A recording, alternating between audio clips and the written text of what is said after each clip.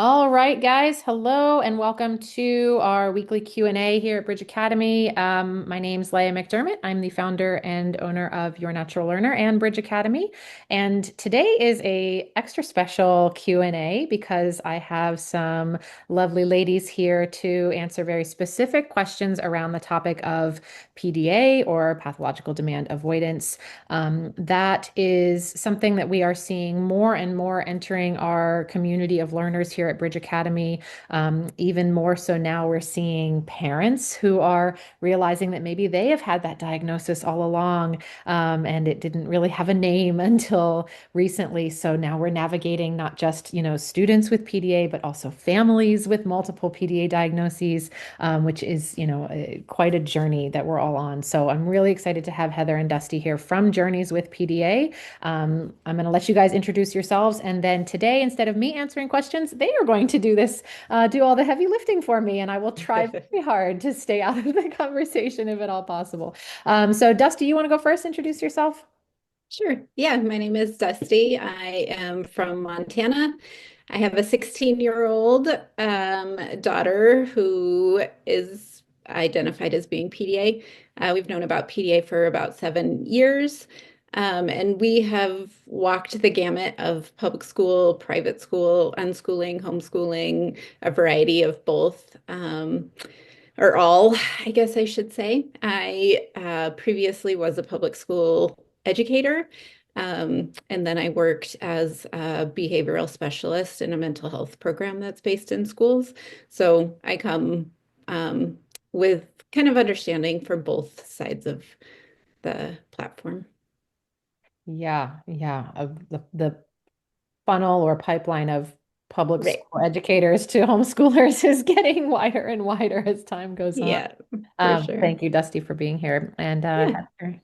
Hi, I'm Heather Jessup. I co-founded Journeys with PDA almost 5 years ago. I have an almost 16-year-old son who is PDA. We, like Dusty, we have done the gamut of schooling here. We started out when he was 3 years old, going into special needs preschool, and we were in public school until the end of second grade. Then we started homeschooling in the, most rigid sense of homeschooling, and it has just progressed into the most as unschool as you can possibly get. I'm also a former teacher. I taught in public schools 17 and a half years, ranging from 3-year-old special need preschool all the way up to fifth grade talented and gifted classes and everything in between. I'm diagnosed ADHD. I needed to change what I was doing constantly.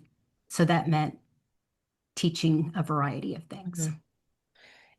Awesome. Well, thank you, ladies, again for being here. For those unfamiliar, the way this works is my Bridge Academy families submit questions in advance. This week, we knew specifically what the topic was going to be. So all of the questions today are related in some way to having PDA individuals in the home. And just a quick note for anyone that there were a few other questions sprinkled in that were more specifically for me or Bridge Academy. Those questions will go to next week. Today, we're just a very specific topic.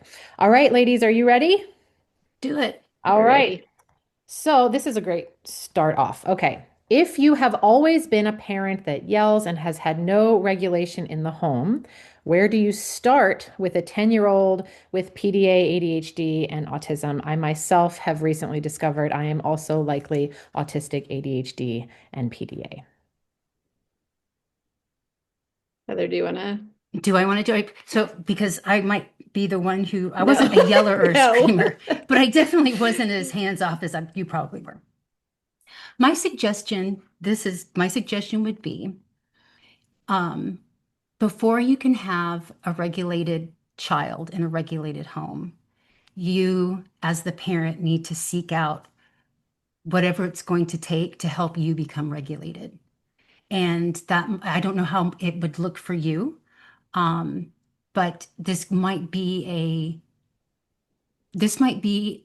a instance where you might need to look for outside professional help with just learning the tools to become regulated.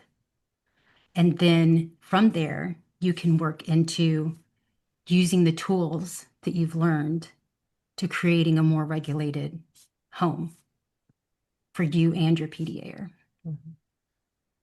Yeah, I would just echo what Heather said. I definitely think I don't identify as PDA, but we started with, oh, I just need my child to be more regulated. And then it quickly moved into, I need to work on my regulation so that I can best show up for her. Um, I would just share resources like Amanda Diekman identifies as being PDA and has multiple people who provide coaching services through her who are also PDA identifying. Rabbi Shoshana at the PDA Safe Circle, I think is what her space is called, is identifying as an adult PDA or raising PDA kids. Those would both be private pay. They aren't insurance based, but I would highly encourage you to find um, someone who feels safe for your nervous system. They don't necessarily have to be PDA themselves, but prioritize that safety for your own nervous system because as feels more safe, it will help your house feel more regulated and safe.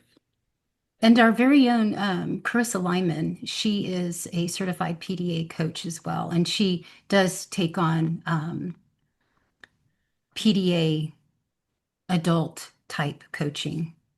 And you can find her, you can book directly with her at livinglyman.com. I'm taking notes here of all Mm-hmm. and throw these in the show notes as well then. Um, yeah, Carissa is a great person to talk to Mm-hmm. for sure. Yeah, and I think, what's so fun about discussions that are so niche, like with PDA and with autism, is that it's it's always applicable everywhere too, right? Mm-hmm. Like just this is a conversation I have with so many parents is that if you are not regulated, it doesn't matter what diagnosis might be in the home. If you are dysregulated, you are creating a dysregulated space. Yeah. So even like Dusty said, you can't so many of us enter this world of like, well, I have to fix my kid. And it's Mm-hmm. not that. We have to fix ourselves first, because that goes so far in helping to regulate our children too. Yeah. Yeah, there's some interesting neuroscience about biorhythms and that regulation works in biorhythms and energy works in biorhythms. And um, I just think if you can picture that ripple effect, maybe they picture it in water, um, it impacts the whole body of water. Uh, and so we have to, yeah, kind of help those biorhythms be a little more gentle and a little less large wave like. Mm, yeah. Okay, let's move on to the next one. What are some ways to help my PDA son overcome overwhelm and paralysis when it comes to tackling projects he is actually interested in? He often gives up easily and feels like a failure after even the smallest setback. I can go ahead and start with this one. So again, so almost anything, any question that we can get about PDA is going to circle back to the nervous system and the safety that that nervous system feels. And even when it is based on the child's desires and the child's needs, it still is so rooted in that regulation, that safety, that connection. And so I would check those three things first is regulation, co-regulation being available, connection being available, and really deep diving into how connection can be present without words. Oftentimes, words are very overwhelming, especially for our kids. It fills the brain with more when the brain's already overwhelmed. So, definitely like just honing in on how can I connect without more words or adding more to the space that's already overwhelmed. And then sometimes maturity just needs to happen. I don't know the age of this child, but the 6 to 10 age range is just really hard because their nervous system is developing so quickly during that time. They understand their deep need for autonomy, but they don't necessarily know how to have it at all times. And it's hard for parents to give full autonomy to a 6-year-old when there's safety and all the other components. So, but oftentimes connection can be an avenue through when the other pieces are in place with that. And I think I would just add that for a PDA, or the default answer is going to be no. Mm. It's going to be no. And that's just a safety mechanism that their brain has decided on. Um, Offer enough space and time for that no not to be definitive, to be the answer. But when I say that, I don't mean try to talk the PDA into anything. Just give space. Um, don't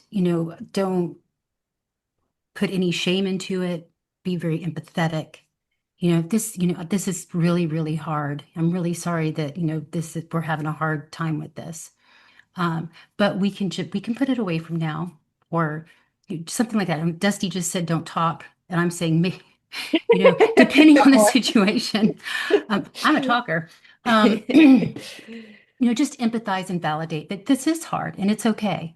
And that there should be no shame around not being able to access something that they really want to access.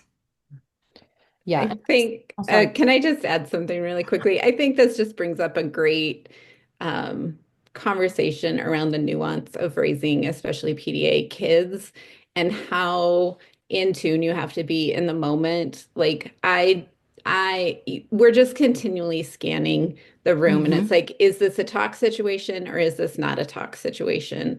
Um, and even throughout a scenario, I'm like, okay, is this a moment where Mm-hmm. talking will help, or is this a moment where talking won't help? And so it's really hard to answer questions with definitive answers because there's so much reading and assessing and processing that goes in for the parents in the moment, um, that we can share a lot of ideas today. But first and foremost, like, please really tune in to your child and the situation in those moments, I think. Yeah, I agree. And I think a lot of what I'm hearing here is with the regulation and connection and even the words thing, that's so important. I had a talk with somebody yesterday about their 16-year-old son in a similar situation. And the mom was saying, it was rooted in a place of, as the mother, she wants to solve the problem. Mm-hmm. We want to make Mhm. it better, fix it, whatever it is. We want to fix it. We are fixers for our children. And so what she was finding is that the more she tried to fix for him, the angrier he seemed to get about it. Mm-hmm. And it's like, I think he might just need you to acknowledge that he's feeling something. So I Mhm. hear that you're feeling this way. And I said the exact same thing as Dusty, and then stop talking. And she was like, but then what? I was like, and then you leave it, you let it be and see Mhm. where it goes. Maybe that's Yep. all he needed in that moment, was just to hear, to feel safe, for someone to acknowledge Mhm. you're feeling this thing. I'm here with you. That's hard. You're safe. And Mhm. that might be it. Or that might Yep. make him feel safe enough to come up with the answer himself or to Mhm. choose the next thing. So that really, just like both of you are saying in different ways, even creating just that safe place where they can co-regulate with you. But the other piece I hear, and what's so beautiful about being able to homeschool or unschool, is that there isn't a deadline for that project. Mm-hmm. Yes. Okay to put it away. No one else is doing it faster than you. I'm not waiting to grade it on a timeline. Even if you're interested now and the next minute you're not, that's all right. That's fine. Yep. And I think our expectations can create Mm-hmm. a lack of regulation sometimes. And I know a lot of times, especially with neurodivergent kids, homeschooling parents, specifically those who maybe haven't done their own deschooling work, they get really excited when there's an interest. Yes, they've shown an interest in something. And it even just our like joy about it creates that Mm-hmm. bubble of like, whoa, now I have to perform for you? No way, not interested. Thanks, no way. Yeah. So yeah, managing what expectations you might be externally showing around their Mhm. participation and their expectations. We did a presentation this week just about education and learning with PDA. And one of the things we talked a lot about is really the learning for our kids, especially, but really for all of us, is in the process and not the product. And so if you look at the process of that project that you might be working on and the escalation around being able to complete that gives you a great opportunity to sit with and be with while they work through the escalation cycle and come back down to regulation and recovery. And that is a part of the learning process. Like that's probably the most essential part of the learning process. And so I know very much firsthand in the moment, an escalation does not feel like a great opportunity. But those moments of working through the escalation are what's going to make doing the projects later on possible because their nervous system will remember that it was safe to feel overwhelmed by this project. And eventually, they will get to a point where they have capacity and they have skills and they have maybe words or maybe not words, but they have more capacity and skills to be in that discomfort and to know how to manage that in the moment. But especially for our younger kids, they don't have that capacity. They need that being with to be able to get through that. And that is a part of the learning process, no matter what the project is, no matter if it's external or it's internal. Um, and I would also just echo or add to what you shared. A lot of times with my daughter, she's older now, but I started this a number of years ago, and Carissa talks about this a lot, is asking, like, do you just need me to listen? Do you want me to help you problem solve? I can count probably less than 5 times in my daughter's 17 years that she actually wanted me to help her problem solve.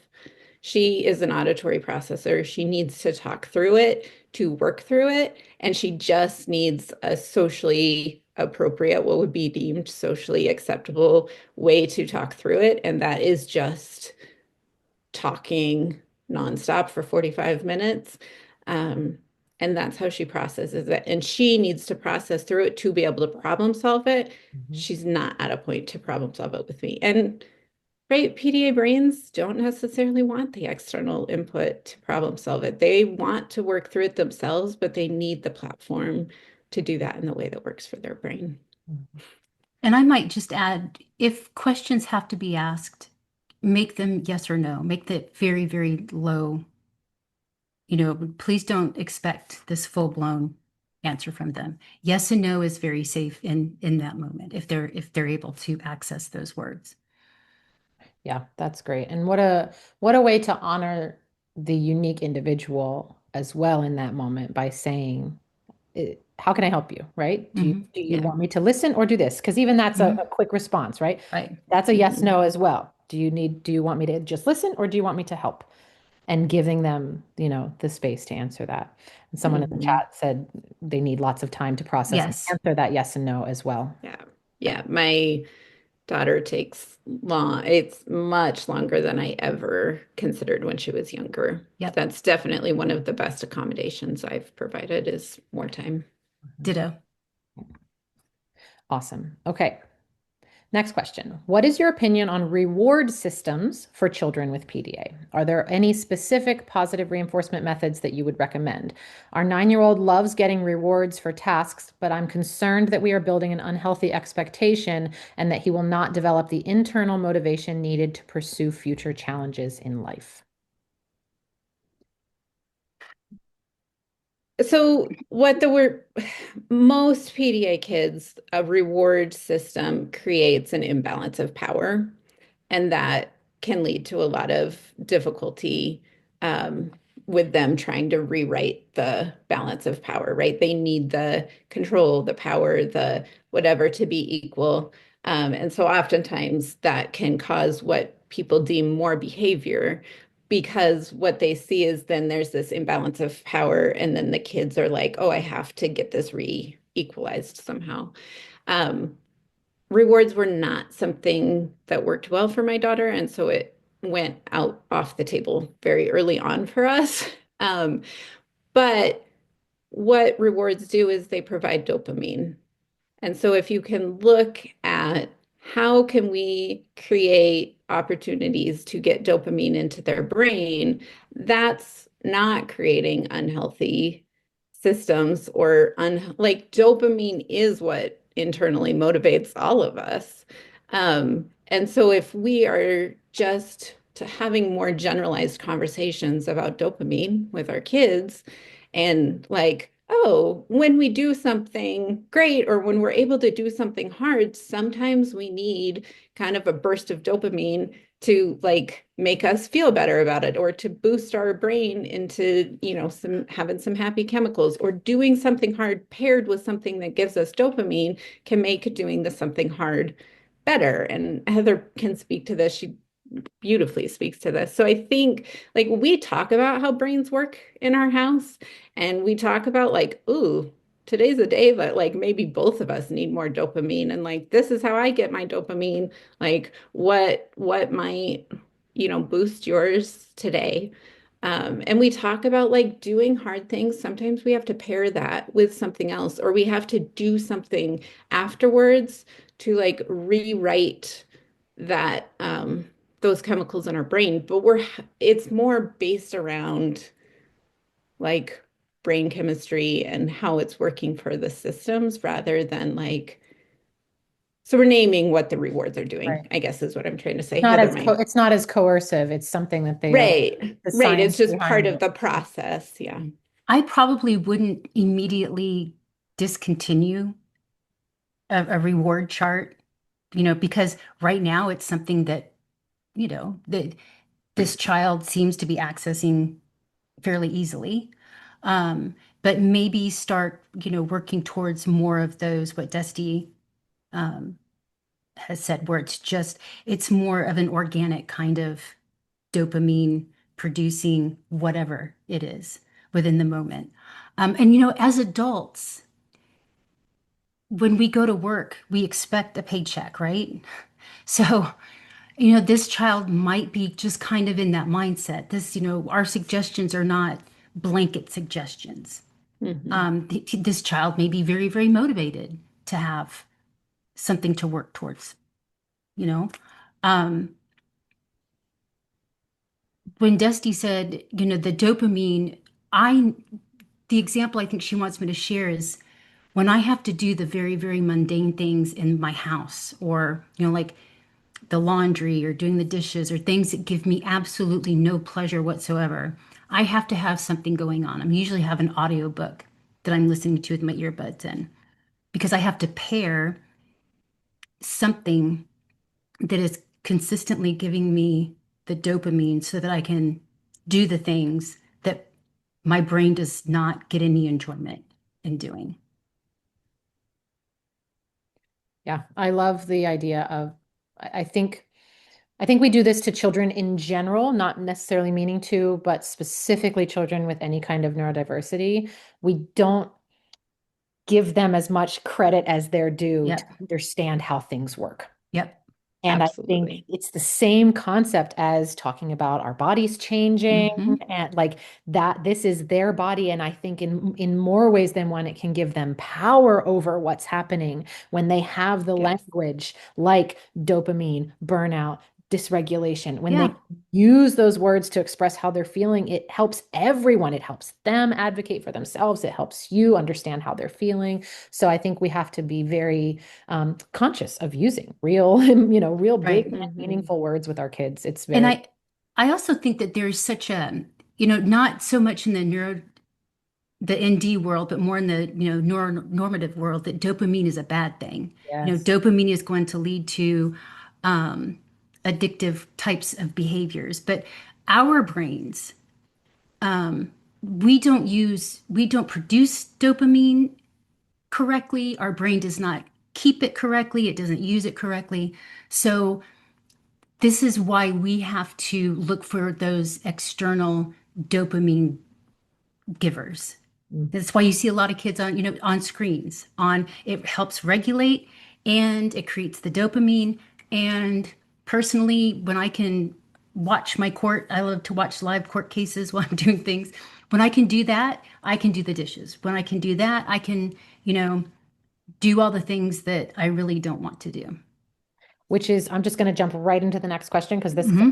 a segue to it, which is how do I know if my child is truly in burnout and needing screens to regulate, or if it is crossing over into more of an addiction? My personal, this is my personal belief. I believe that the nervous system is going to do what it needs to do to get what it needs. And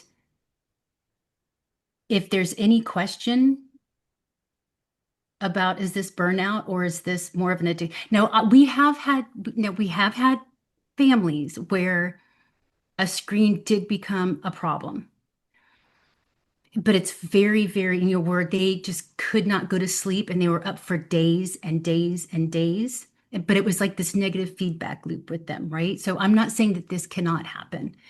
The majority of our families that we work with, when their kids are in burnout, screens are like the number one regulation tool for them. And it's like the number one tool that they're using to calm their nervous system, to heal their nervous system, so that they start gradually getting out of burnout.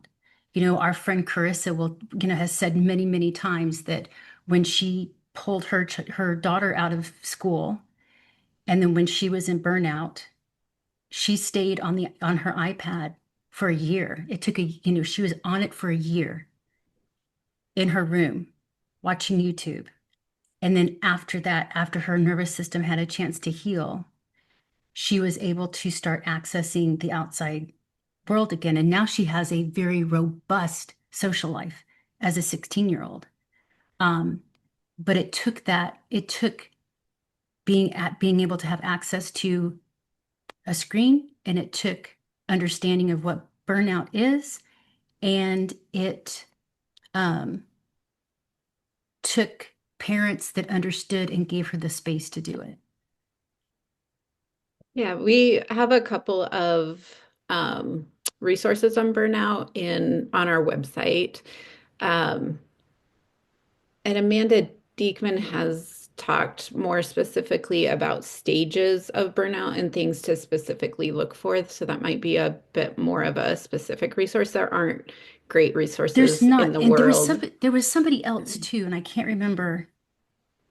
She published an article about, if I can remember, Leah, I will send the resource to you. Then maybe we can add Yeah. it. But yeah. So leaning into looking at some of those resources on burnout can be helpful. And I just saw a comment in the chat about we're on 3 years. So for my daughter, I think she was in various stages of burnout up until about age 12, and then she hit deep dark, can't leave my dark bedroom burnout. Um, and really, it was 3 years before I saw her be able to reemerge into the world. My daughter is very social. She wants to be living out in the world, and that isn't always the case for all of our kids. Like some kids aren't going to reemerge out into the world. They find that their set space at home is more safe. It feels better to them. That's where they're best able to thrive. So I think also, identifying what that looks like. But once kids reach burnout, they rarely go back to what we would deem pre-burnout functioning, whatever that might be. Um, and so you really are setting a new normal for your household after burnout. Um, and that can be kind of a hard and confusing process to walk through and work into, is redefining what that might look like. But oftentimes, once nervous systems reach burnout, they're like, no more. I just realized I don't have to function the way I was before, and so I'm not going to do it again. And so really leaning into listening to what they're telling you. Like I can go out for 2 minutes and then I need the screens. Great. Maybe in another month it'll be 3 minutes and then you need the screen. Maybe in another 10 months it'll be 5 minutes and you need the screen. Whatever it might be, like looking at that. We also talk a lot about there often comes a point, especially with PDA, but I think with a lot of neurodivergence, that you reach a point where there is an opportunity that maybe there are other co-occurring factors happening. And so oftentimes after burnout or after you start more deeply supporting PDA, then there's an opportunity to sort of get curious if there's something else happening physically or emotionally, mentally, that might give you more cues into how your child's working. There also is a book, Ash Brandon just put out a book called Power On, I think it's called, that talks about screen use. And not everything that Ash shares always fits, I don't think, for PDA families, but much of what Ash shares, I think, is just humanizing our kids, creating safety with screens. Screens are going to be a part of our life. That's how it is. And so can you create connection with and through the screen rather than battling against it? And Heather and I both shared this week that, like I would reach a point where I get frustrated with screens and I'd go in and you need to turn off your screen, da, da, da, da. And she'd be listening to a podcast about land acquisition in South Dakota. And then it's like, oh, well, and then I would rethink, but should I really have been frustrated with the screen in the first point? Because am I deeming Minecraft as not valuable and land acquisition in South Dakota as valuable? Like the value probably is equivalent in both of those. So I think Ash's book is good. And I also just read Brave Learner by Julie Bogart, and I think she does a beautiful job of talking about screens and creating connection with um, rather than disconnection through. Yeah, that those are great. So I wrote down a couple things I want to point out. And with screen addiction, Ash is who I was going to bring up as a resource on that anyway. They're actually in the, for those that are Bridge Academy families, I believe, I know that I've had Ash on to interview before talking about screens. So I believe that's in our portal. If not, I'll make sure that it lands there. But Ash specifically talks a lot about the research and the Hmm. statistics Yes. around screen addiction, because Yes. actual screen addiction, it's a fear-mongering thing. It's loud in the world right now, but true screen addiction is extremely rare. And just Mhm. like you said, Heather, you've seen it. It's days of not sleeping. Like the Hmm. addiction is so strong, you cannot eat, you cannot sleep, you cannot go to the bathroom.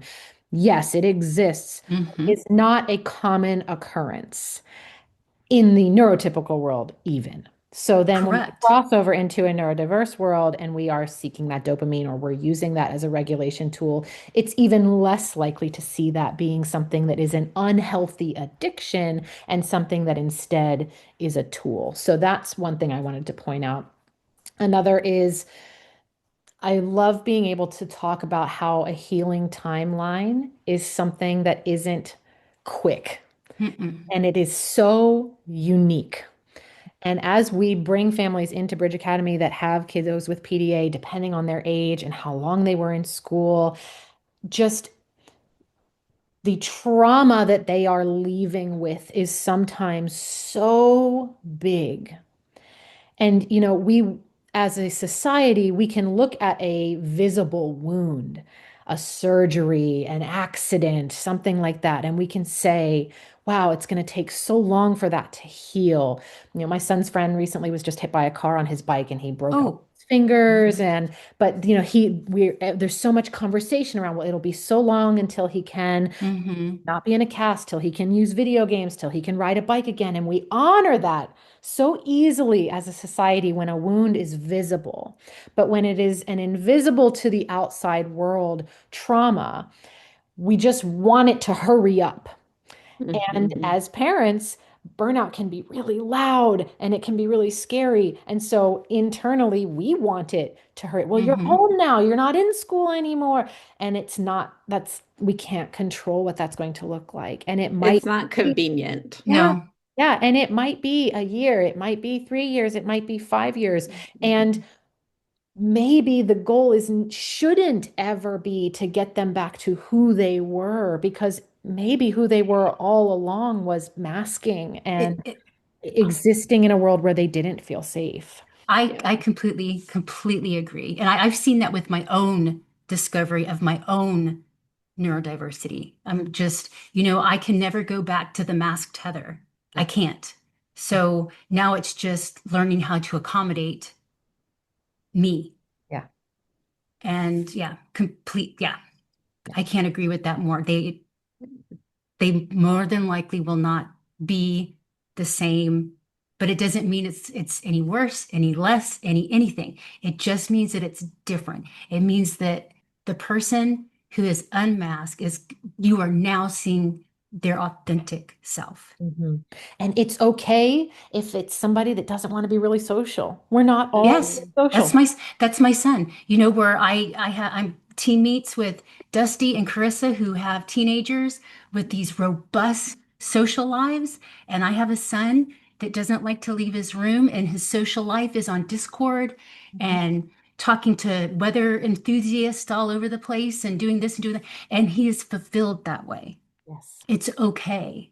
Yep. But I would say his social life is equally as Oh, robust that yeah, as my absolutely. daughter's. Yes. It's just that my daughter seeks it being out, but also the being out social life exhausts her, and she will sleep for an entire day after doing that. And so it just looks different.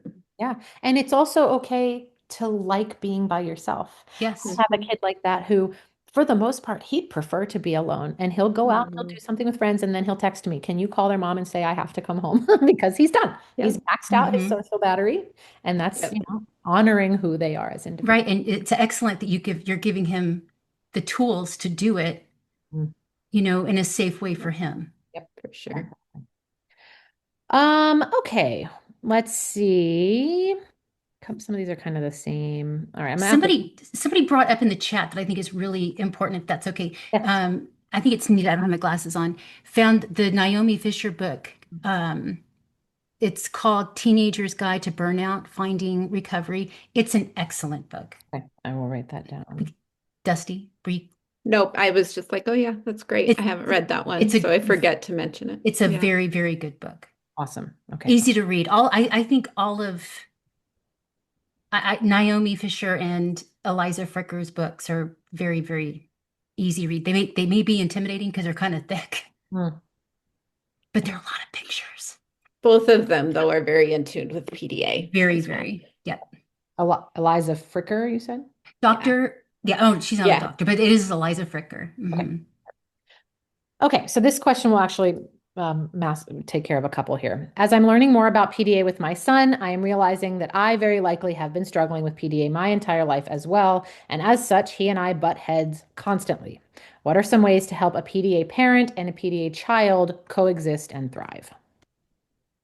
I think Christy Forbes is a great resource. I think it's hard for Heather and I to speak to this because neither of us identify as PDA, um, although we both have our own Quirks, our own spiciness of our own something. desire to.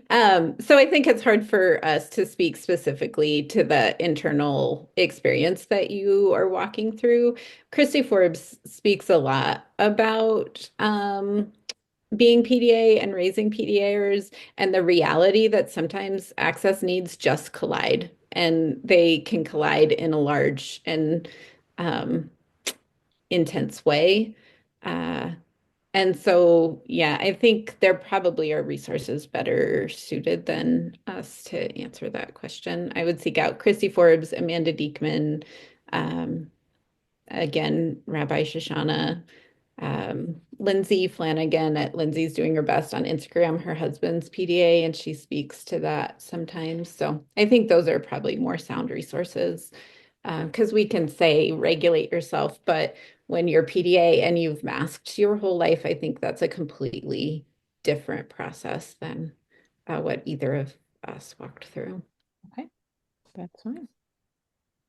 All right. My 14-year-old PDA daughter is new to unschooling and is definitely in burnout. The school year has barely started, but she's already thinking about returning to public school next year. The reason is that she feels she's not learning anything and therefore falling behind her peers. I know that returning to school would just cause her more trauma. However, in the unschooling spirit and because of her PDA, I want to help direct her learning according to her interests when she is ready. Do you have advice on how to approach this? How do I give her the time to come out of burnout and respect her autonomy by making space for her to lead with her interests while at the same time making sure she sees that learning will happen and she will not be behind her peers? Welcome to my life. Um, we walked a very, very similar path. So first I would say, are you talking with her about burnout so she understands what burnout is?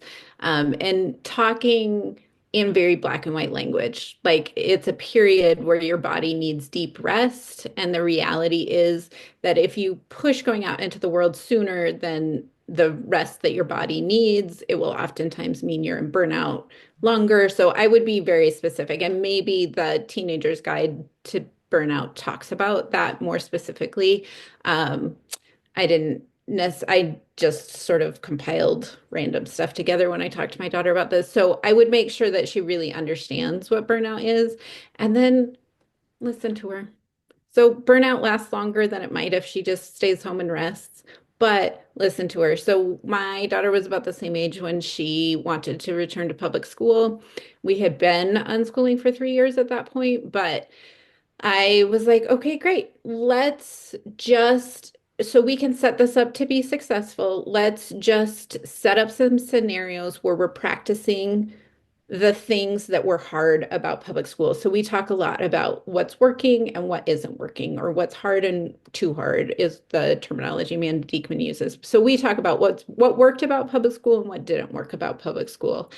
And then I was like, okay, let's find some scenarios where we can try out those things in a more micro situation and see if they're working now or if they're still not working so that we know what accommodations you might need to be able to access public school. And so I did that in March of one year, and I was like, okay, here's the situations that might work for you to try out. No, no, no. And I was like, you gotta choose something, right? Like I started getting my own dysregulation. And so then I was like, hey, you know what? I know you know how to navigate this. I'm here to support you. I'm here to get you where you want to go. You just let me know how I can support you. I know you have the skills to do this. An entire year later, she was gone, just gone one day. And I was like, where are you? Texting her. And she's like, oh, I went to the art group at the library. We lived close enough she could walk. She accessed it on her own. She didn't tell anyone because then there was expectations. There could have been expectations, how she did it, how she accessed it, how long she stayed. If it was successful, somebody would have asked her about it, right? She had to do it completely in her own timing. We're very fortunate because she could access that on her own. She could go. And then she worked into that. And then she was more able to have conversations around like, oh, I like this part of it, but like that part doesn't work. And so then we just evolved in. And again, trying to focus on it being about the process. So I think the process of me advocating, me trying to get an IEP, me working with the IEP team, involving her when and how she could. I think that process is where the learning in this was for her rather than the product of her going to high school and having it be successful. One of the things I also did is I talked to her ahead of time about what success meant for me and tried to have it defined for her. And I was very clear that her getting a high school diploma from the public high school was not what I considered success. And so we just really leaned into like, what would success be? Like success to me is you going and trying things and figuring out more clearly what works for you and what doesn't work for you. And success for me is you having boundaries around the things that don't work for you and being able to communicate in whatever way it works for you what is working and what isn't working. Like those are the things. Having that self-awareness and that self-advocacy is what's going to allow our kids to make it in the world without hitting burnout as easily because they're self-advocating to be in the spaces and to have spaces be what works for them. So those are the things I tried to lean into when we were in that situation. And unschooling for us looks like her going to school part-time, going to a public school part-time. Mhm. So I think sometimes we get in this space where it's like, oh, that can't be like it has to be either or. And I just think that's not part of our kids' narratives, right? They have to try it out and they have to, I think, ebb and flow through it to figure out where they fit within all of it. Yeah. I don't have a child who wants to go back to school. I have no frame of reference for this whatsoever. And I think, as someone who runs a school with a lot of kids that kind of have come from public school, I Hmm. can say that we have a lot of kids that go through this, PDA and not. I want to go back. And at least 90% of the time, they're there less than a month and say, never mind. Hmm. That's definitely not what I wanted. But having the choice and the honor of their choice of saying, actually, let me see. Maybe I just needed to heal from burnout and it'll be better this time. Or maybe it was just one bad experience. Let me try. And being actually able to compare pre-homeschool, post-homeschool, and see the experience again, 9 times out of 10, if not more than that, they're like, yeah, actually, no, that's not working for me. Let me come back. So it Mhm. was it was the trust and the honor of their choice Yes. Yep. that really is what mattered. And I think going back to high school healed some Mm, pieces of trauma for my daughter because she was like, actually, you can go to school and have autonomy. I Hmm. have way more autonomy now. And she was able to identify in a public school setting how it could be different from what she had experienced when she was younger. And I think that really helped to heal some pieces. Um, of her, and it's not sure, working great. Like it's a compilation of chaos right now, sure. but she's in it and she has found people who are safe people in a system that felt unsafe for so long, and that is success for me. Yeah, and I think a lot of times that healing part too is it helps them, if nothing else, it helps them realize, well, I wasn't the problem here. It wasn't Hmm. me that was not fitting in. It was this system wasn't working.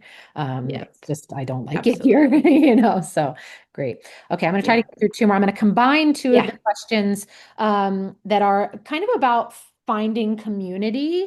Do you have resources or have you ever tried to set up meetups or community groups for other kiddos to kind of give kids that like in-person friend experience while honoring that need for autonomy and, changing interests?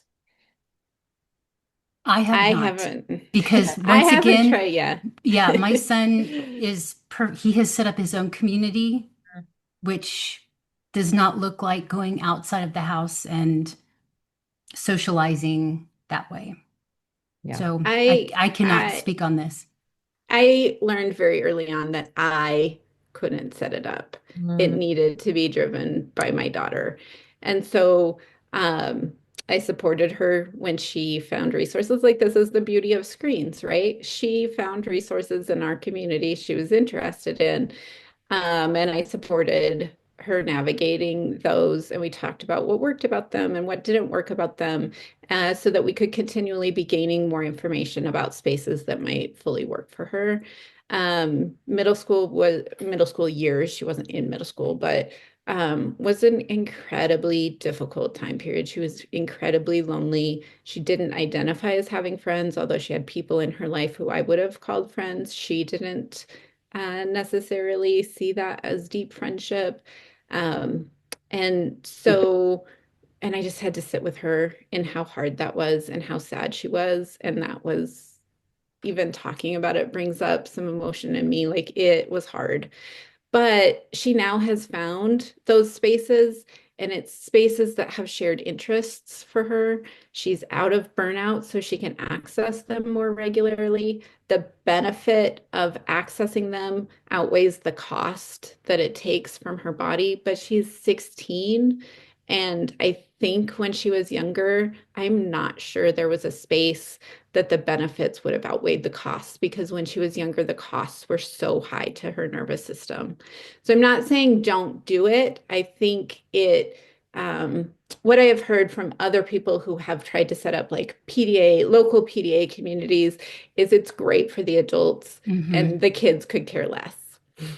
That's what I've heard from other people. I don't think that's always the case. I do see other people who are finding, but it's very small. It's very micro moment. They, they might be able to interact for 10 minutes and they know that that's the capacity of their child's nervous system. So really being very intentional about it and very child-led. Are you setting this up because you feel like it's how your child wants to socialize, or are you setting it up because your child is voicing that?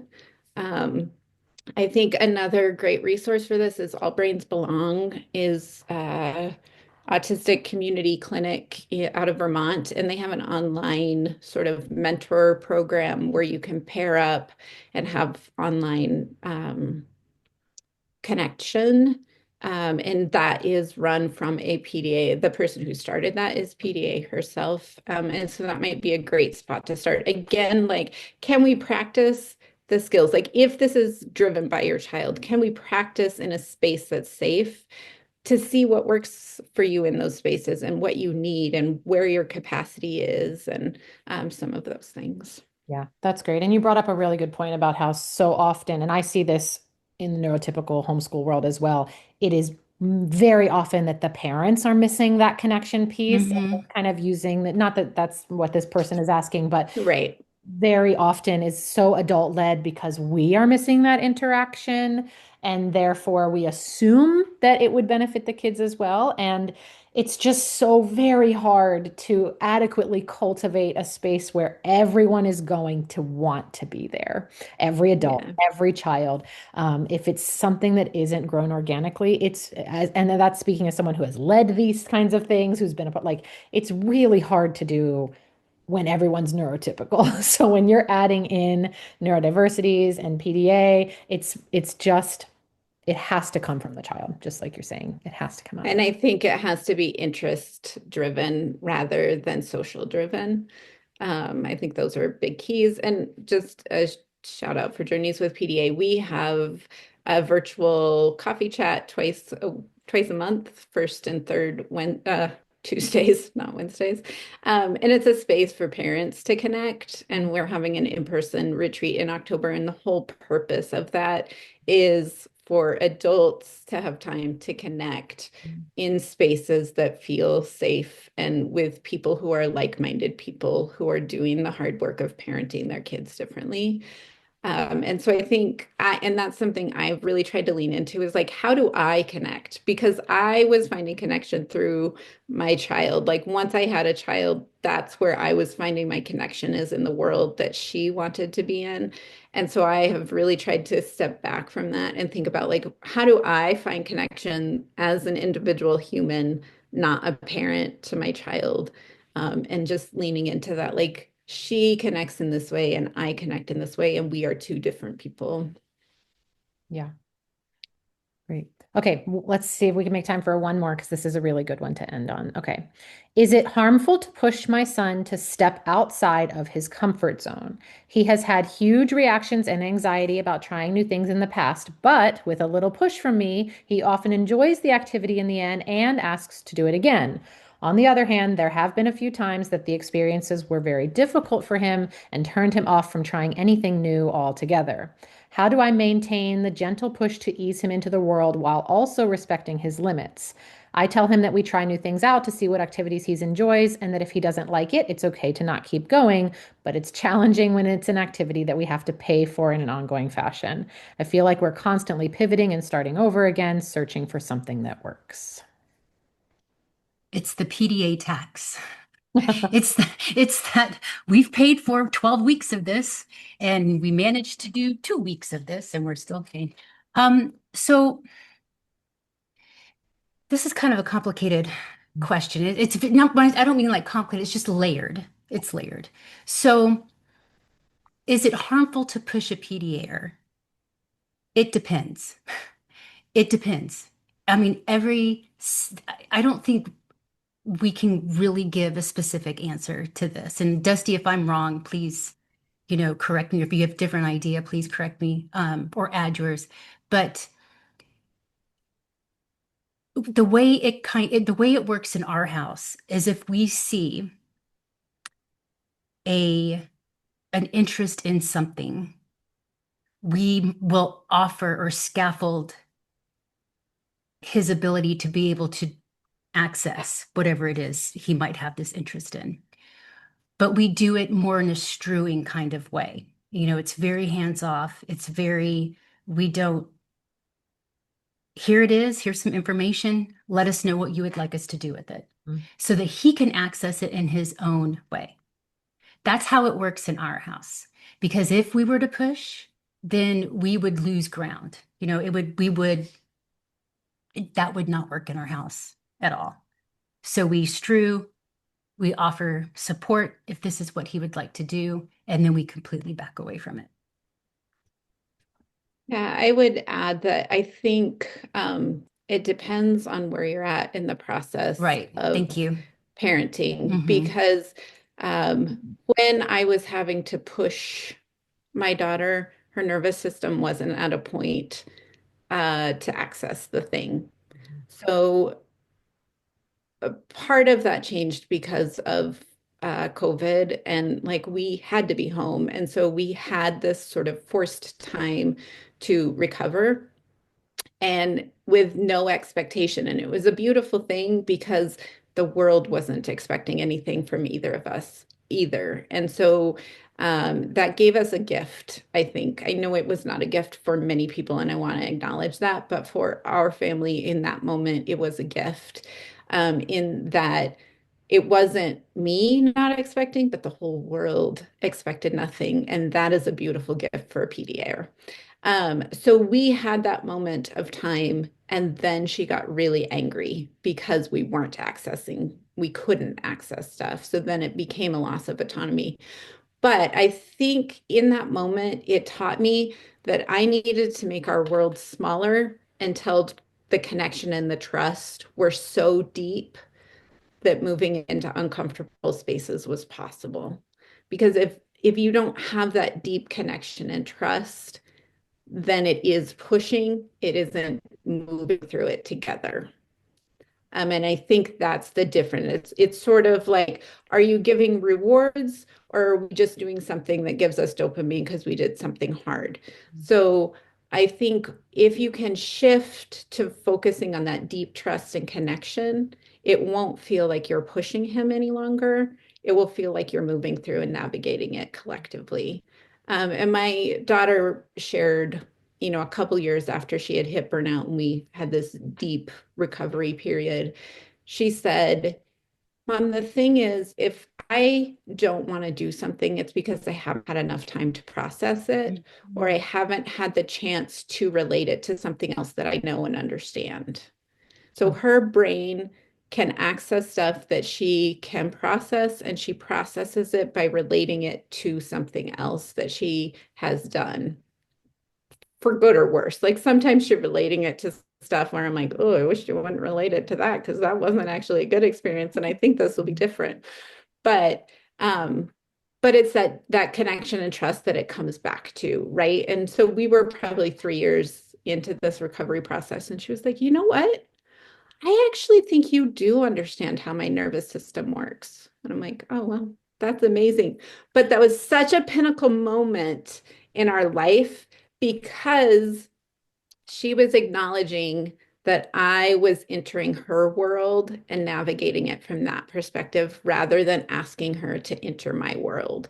And that's sort of how I view if you're having to push, it's my view is that you're probably asking him to enter something in your world rather than entering his world and navigating it from that perspective. Mhm. And at the very foundation of that is, and this is something I tell parents to ask themselves all the time, like anytime they're feeling like a fear or like, should they be doing this? Should I be doing this? You have to stop and say, is this for me or is this for them? Because for every child at the foundation, that's it. Am I scared that they can't do this? Yep. Are they asking because they need help? Or they are, Yeah. Mom, I don't know my times tables. Can you help me learn that? Or am I freaking out that they don't know them at a certain age when the neighbor does? Right? Yes. Yep. Yeah. And I Wholeheartedly think, agree. Yep. yeah, when I reached those like shoulds, we should be doing this or we should, it was another opportunity to deschool myself. Like, why are you in this? Why are you in this space where you think she should be there? Because my experience has been my daughter is reaching out and doing the things when her body and her nervous system are ready in the way that she's ready. Like one day she came to me and she was like, "Hey, I applied for this fellowship and I just did an interview that I set up. And so I got accepted. So I'm going to do the fellowship." I didn't even know it was happening. Right? Like I didn't know she had applied. She filled out an entire application on her own. She set up an interview. She did the interview virtually. I didn't know any of it was happening and she got accepted. I didn't have to push. Like she got a full paid fellowship I wasn't a part of at all. And it was in a space of a deep interest for her. And she had the skills, even though we had been very much unschooling, like that was practical application. Like that is unschooling in the most beautiful form of unschooling. Um, so Because you gave anyway, her those core foundations of safety, connection, honoring her system as it needed to be. That's like you said, that is unschooling to a T, right? Anytime our kids mhm. just go off and do things on their own that you're not even a part of, it's like, oh, that's why I was doing all of this. You can be Right, fully independent, right? And you just need right. trust. Trust is where it all comes down to, right? Yeah, So, yeah. all right, ladies, thank you. Thank you. Thank you so much. I'm actually going to ask each of you one more question that is very similar to one that came in that I think is fantastic and directly related to Journeys with PDA. On your website, you mention very often a child thriving. So for each one of you, and maybe Heather, if you want to go first, and then we'll end with Dusty. What are the ingredients for helping a PDAer thrive and live independently? Well, I think before I can answer that question, we have to look at the word independent. Hmm. And Dusty does a very, very good. I'm going to defer this part to Dusty, if that's okay, because Dusty has the words. She's very eloquent in how she talks about independence. Feel a lot of pressure. So wrap it Yeah, I think up. I love that Heather brought this up because who in the world's independent, right? We get our food from somewhere that is not produced by us. Like even if we're making our own bread, we're probably getting the flour from somewhere else, or we're getting the seeds for the wheat from somewhere else. So really, like I think really delving into independence and really what is that can be really helpful in this situation. And so we use the word autonomous a lot, and I think that creates this interdependent society, which is what we all are, is interdependent on in whatever capacity. Like we're each interdependent in different capacities. Um, and so yeah, I think that's how I just think it's a complete shift. Like I don't even think it's looking at independence, but it's just looking at like what are if we're meeting you where you're at, what are the ingredients for you to be exactly who you are in this moment? Because honestly, in a month, my daughter might be in a different space of autonomy. Um, so And so might we that's, all. We're never always the same at Right. all the time, and we all need yeah, different levels of support and different things. So, yeah, just again, connection, regulation, safety. yeah, yeah. Exactly. So Exactly.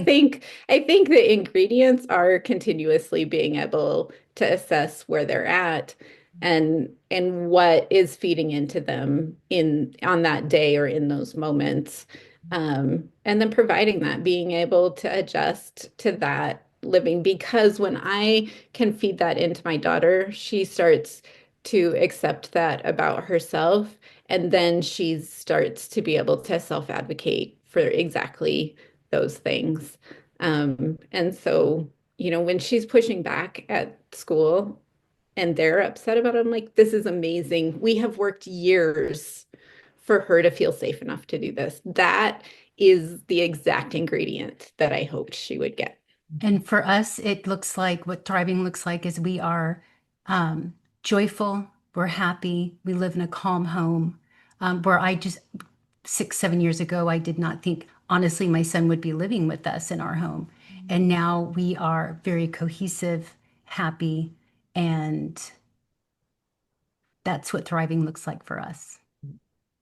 And I think within that, we've just done a lot of reframing. Like, Yes. what is happiness? Like, happiness is we can have a meltdown and walk together through it and still maintain a relationship. So I think there's a lot of reframing that goes into all of the words that you stated when Yeah. you asked this. Yeah. Great. Lots to think about, lots to keep learning. Thank you very much for your answers, your time, and these resources. I will find all of them and we'll make sure that those end up in our show notes as well. Um, Thank you very much, ladies. Thank you. Thank you. Bye.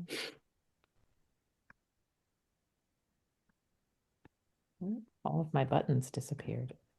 There it is. Okay, bye.